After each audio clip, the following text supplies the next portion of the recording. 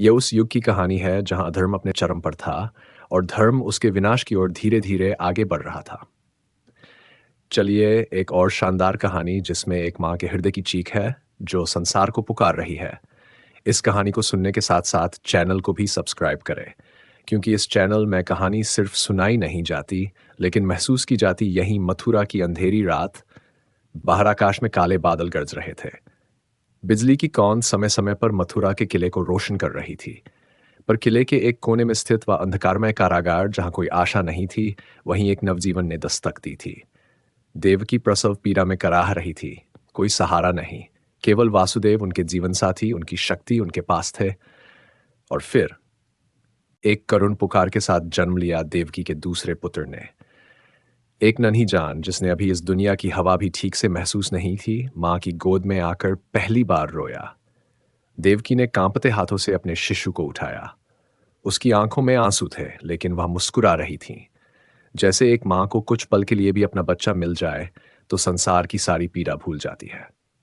वत्स, तू तो कितना सुंदर है, उन्होंने कहा। वासुदेव ने भी स्नेह से उसे देखा, लेकिन उस स्नेह में भय भी था। भविष्य का भय, क्योंकि उन्हें ज्ञात था यह सुख चिरस्थायी नहीं। बाहर पहरेदारों को जैसे ही खबर मिली कि देवकी ने संतान को जन्म दिया है, तुरंत सूचना कंस तक पहुंची। वह गुस्से से कांप उठा, उसकी आंखों में डर छिपा था। वह डर जो आकाशवाणी के शब्दों में बसा था, देवकी का 8वां पुत्र तेरा संहार करेगा।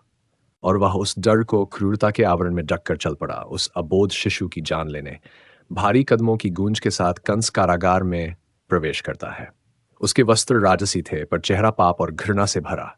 जैसे ही कंस भीतर आया, देवकी अपने शिशु को सीने से और कसकर चिपका लेती है। भाई, वह रो पड़ी, यह तेरा अंत नहीं है, यह मेरा पुत्र है, मेरा रक्त, इसे मत मारो। वासुदेव ने भी हाथ जोड़कर कहा, कंस, यह अभी शिशु है, तुझे क्षति नहीं पहुंचा सकता, दया कर। परंतु कंस के कानों पर किसी भाव की परछाई भी नहीं पड़ी। कंस आगे बढ़ा और बलपूर्वक उस अबोध को मां की गोद से छीन लिया। शिशु चीखा। देवकी की करुण पुकार गूंज उठी, नहीं! पर कंस ने निर्दयता की सारी सीमाएं लांघते हुए शिशु को भूमि पर पटक दिया। क्षण मात्र में वह नन्हा जीवन बुझ गया। कारागार में सब कुछ थम गया। ना कोई रो सका, ना कोई चीख सका। वासुदेव ने देवकी को थाम लिया। उनकी आंखों में आंसू नहीं थे, लेकिन हृदय भीतर से टुकड़ों में बिखर चुका था। देवकी ने अपने आंचल को उस जगह बिछा दिया जहां उनके पुत्र का जीवन समाप्त हुआ था, मानो वह अपनी ममता से उसे अंतिम बार ढक रही हो। देवकी ने धीरे से कहा, कंस, तू अपने पापों से अपना अंत स्वयं बुला रहा है। आज तूने एक और जीवन छीना है, पर 8वां जब आएगा वह तुझे नहीं छोड़ेगा।